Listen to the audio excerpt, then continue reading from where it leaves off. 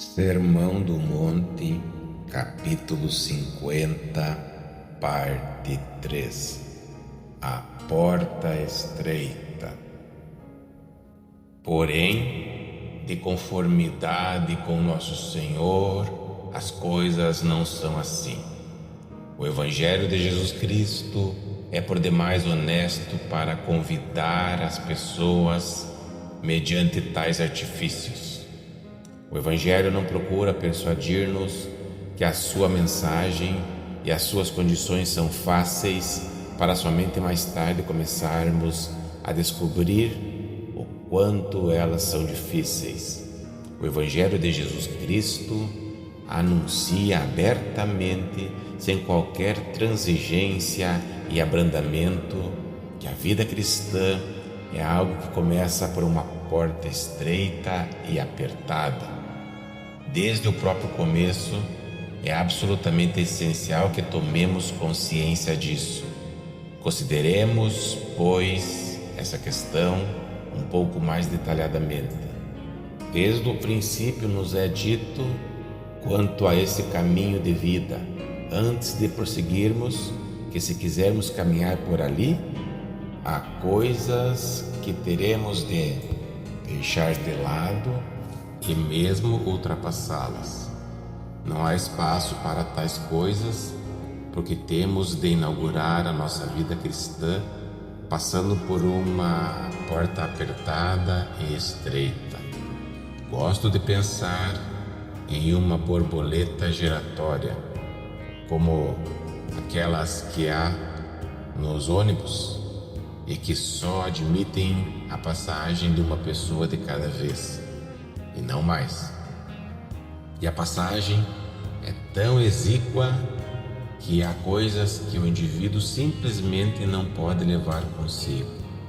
Trata-se de um caminho exclusivo desde o começo.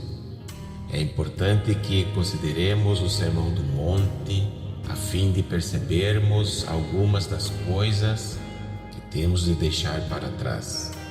A primeira coisa que precisamos deixar para trás é aquilo que se denomina mundanismo. Deixamos para trás as multidões e a maneira de viver do mundo. Larga é a porta, espaçoso o caminho que conduz para a perdição, e são muitos os que entram por ela, porque estreita é a porta e apertado o caminho que conduz para a vida. São poucos os que acertam com ela. Mateus capítulo 7, versículos 13 e 14. É mister começarmos tomando conhecimento desse fato quando nos tornamos crentes, pois isso nos transforma em indivíduos excepcionais e incomuns. O crente é alguém que inicia a sua carreira rompendo com o mundo, com as multidões, com a vasta maioria das pessoas. Isso é inevitável e é importante que nós saibamos bem desta verdade. O modo cristão de viver nunca foi popular e até hoje continua não sendo. Antes, é uma maneira de viver muito incomum, estranha, excepcional e diferente. Por outro lado, acumularem-se e romperem em brandos pela porta larga e caminhar pelo caminho espaçoso é justamente aquilo que todas as demais pessoas parecem estar fazendo. O crente, pois, deliberadamente afasta-se da multidão e começa a dirigir-se na direção da porta estreita e apertada sozinho. Ninguém pode arrastar após si as multidões pelo caminho da vida cristã. Inevitavelmente isso envolve a necessidade do crente romper com a maioria. Talvez fôssemos capazes de melhor expressar o ponto se enfatizássemos que o caminho cristão é algo que é sempre intensamente pessoal.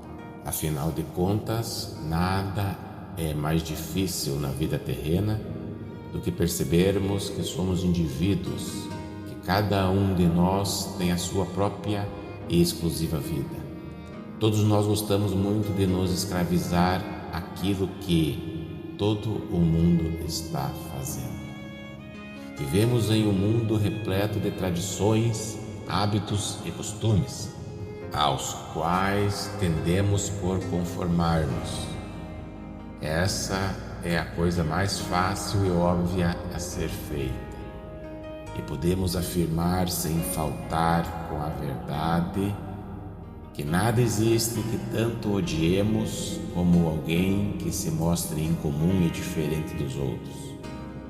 Naturalmente, há exceções, como alguns que são excêntricos por natureza, ao passo que outros apenas aparentam sê-lo.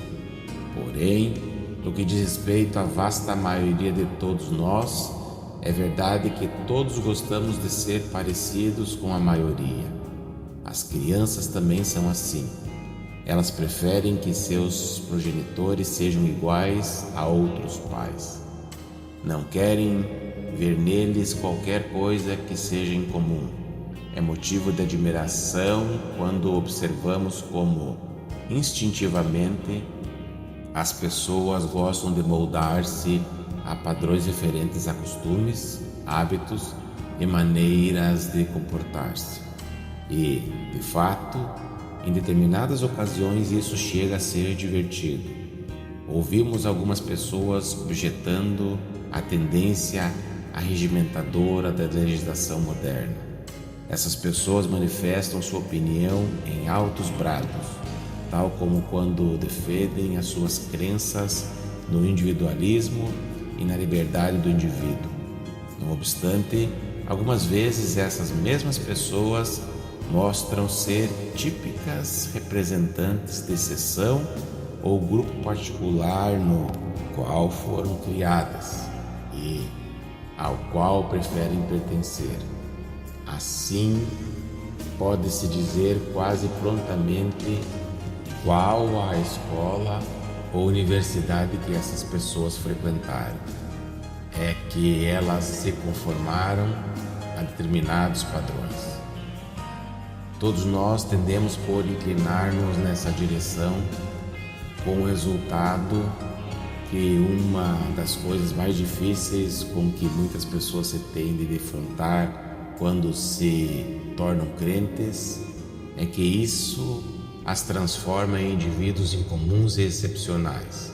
No entanto, isso tende a acontecer. Em outras palavras, uma das primeiras coisas que sucedem à pessoa que desperta para a mensagem do Evangelho de Cristo é que ela tem que dizer para si mesma: bem, sem importar o que esteja sucedendo à maioria, eu mesmo sou uma alma viva, responsável pela minha própria vida. É como dizem as Escrituras: porque cada um levará o seu próprio fardo. Gálatas capítulo 6, versículo 5. Assim sendo, quando uma pessoa se torna crente, primeiramente começa a ver a si mesma como uma unidade separada dentro desse imenso orbe. Anteriormente, tal indivíduo havia perdido sua individualidade e identidade dentro da grande multidão a qual pertencia. Agora, entretanto, tal pessoa se sente sozinha. Ela vinha correndo loucamente, seguindo a turba. Mas eis que essa pessoa subitamente para. Esse é sempre o primeiro passo dado por aquele que se tornou crente. E tal ser humano toma consciência, além disso, do fato que se a sua alma, se o seu destino eterno tiverem de estar em segurança, ele não somente deve parar por alguns momentos em meio à correria desenfreada das multidões, mas também precisa separar-se dessas multidões. Tal pessoa talvez sinta dificuldade em desvencilhar-se das multidões, porém ela não tem alternativa. E assim, enquanto a maioria está indo em uma direção, tal pessoa precisa começar a caminhar na direção imediatamente oposta.